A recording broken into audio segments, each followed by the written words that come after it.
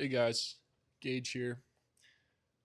I don't think anybody would disagree that finding balance as it relates to all facets of your life is a bad thing.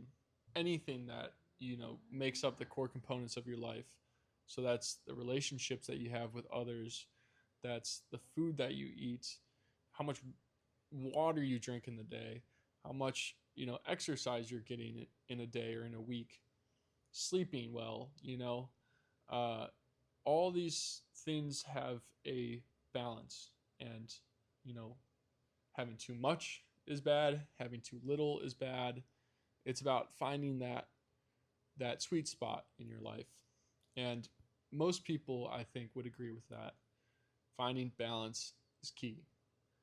But what I don't think people talk about enough is, how do you get back to that balance when you are thrown out of whack?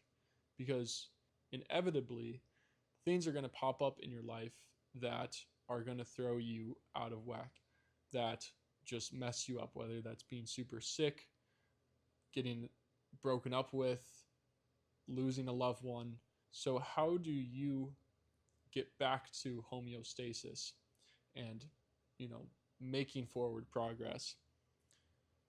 To me, the answer to that question is making time for yourself. If you don't have the time alone to process your thoughts and be alone with yourself, you will not have the energy to give to others. And I'll say that again. If you don't have the time for yourself, you will not have the energy for others. And that's just what I have noticed anecdotally. But this looks like a lot of different things. Journaling, that's also going for walks in nature and being outside, getting sunlight on your skin.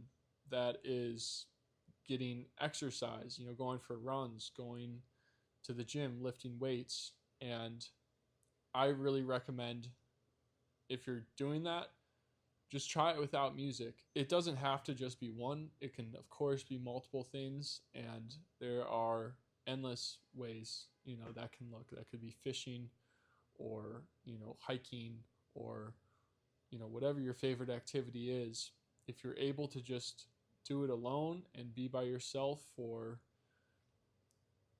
30 minutes, just taking that time can be so huge throughout, your day and your week.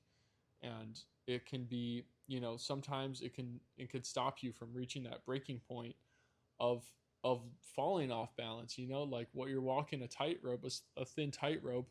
Taking that time to be by yourself and think about, everything that's happened to you, in a week, or these complex things, these thoughts that are like stored in your head. It widens that tightrope, and it doesn't make you, swing off balance. If that makes sense.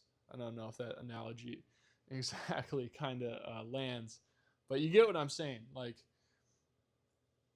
if you take the time to break down these complex thoughts, I've noticed that it pays off in the future.